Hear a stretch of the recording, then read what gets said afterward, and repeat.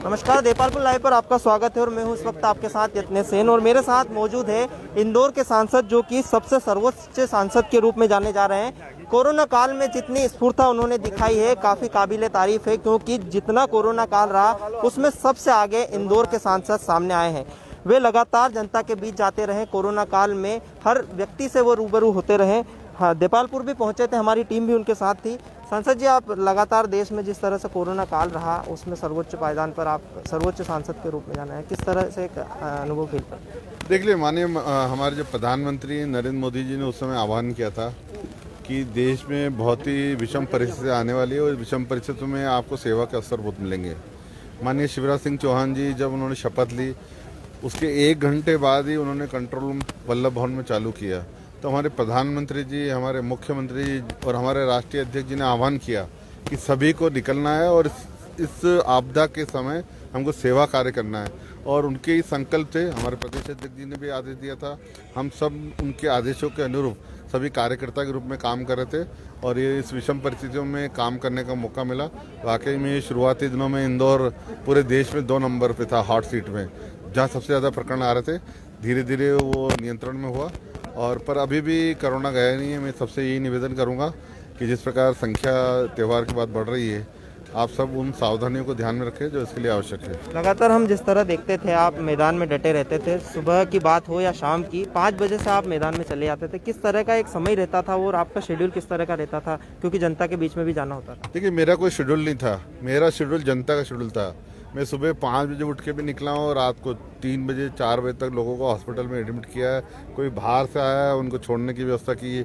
किसी को किसी प्रकार की समस्या थी, हमने एक अलग अलग टीम बना के रखी थी। कोई दवाई को लेके, कोई घरों को छोड़ने ले जाने करने के लिए, कोई बाहर से आ रहा है उनके लिए, कोई हॉस्पिटल में, कोई जो पॉजिटिव है उनके घर में अगर खाना पहुंचाना या दवाई पहुंचाना उसके लिए।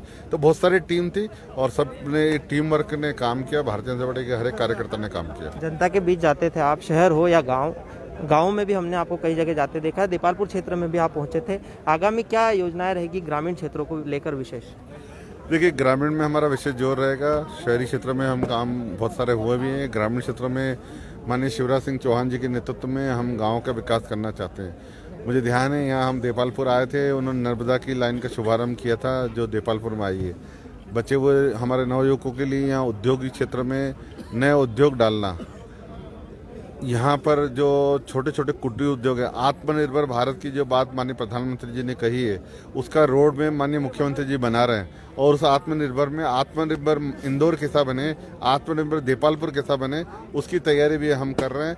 हमने इंदौर एयरपोर्ट को अंतर्राष्ट्रीय कार्गो के शुरू में आने वाले कुछ दिनों में शुरू करने वाले हैं और यहाँ से पूरे विदेश में ऑनलाइन अगर वो चाहेंगे हमारे किसान, तो हमने देखा है कि बहुत सारी जो सब्जियां हो, अनाज हो, वो यहाँ पर कम दाम पे उसको ज़्यादा दाम मिल सकते हैं। हमने उनके लिए एक सम्मेलन भी बुलाया था, हम देपालपुर में भी सम्मेलन करेंगे ताकि किसानों को मालूम पड़े कैसे उनका सामान एक्सपोर्ट हो सकता है, उनको ज़्यादा ध्यान मिले। हमारा कहना है कि किसान अपने पैरों पे मजबूती से खड़ा हो, किसान की आय दुगनी हो, इस सब को देकर हम काम करेंगे। छोटा सा एक सवाल और, आज की परिस्थिति को देखते हुए कोरोना फिर से सामने आ रहा है, इस विकट स्थिति में किस तरह से मैदान में रहेंगे भारतीय जनता पार्टी के नेता? देखिए, पिछले कुछ दिनों में दिवाली के दिन भी लोगों को हॉस्पिटल में एडमिट करा रहा था और अभी भी जो समस्या लोगों के सामने आती है हम प्रयास करते हैं हल करने का।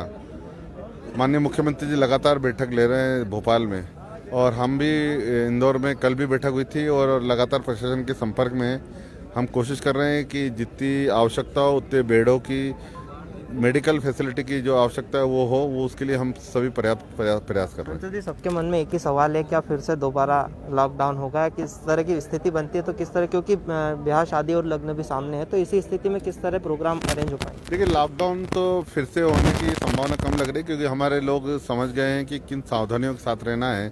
तो क्योंकि लंबे समय लॉकडाउन रहा उसके कारण आर्थिक गतिविधियों पर असर बहुत पड़ा, तो मुझे लगता है लॉकडाउन नहीं, लेकिन हाँ, जो रात का कर्फ्यू है, जो गतिविधियां हैं उसको कैसे नियंत्रण कर सकते हैं उसके लिए जरूर हमारी चर्चा हुई और आगे भी जिससे स्थिति परिस्थिति बनेगी हम आगे और विचार करेंगे। ये थे इंदौर सांसद शंकर लालवानी जी, जो कि लगातार कोरोना काल में सर्वोच्च पायदान पर रहे हैं और जन जन के बीच जाने जाते हैं और इंदौर के प्रमुख जो सांसदों में उनकी गिनती होती है। स्वच्छता में भी इंदौर नंबर 1 रहा है और हर काम में अव्वल रहने वाले सांसद के रूप में शंकर लालवानी इस वक्त तक जाने जा रहे हैं। यत्नेश सेन, दीपालपुर लाइव।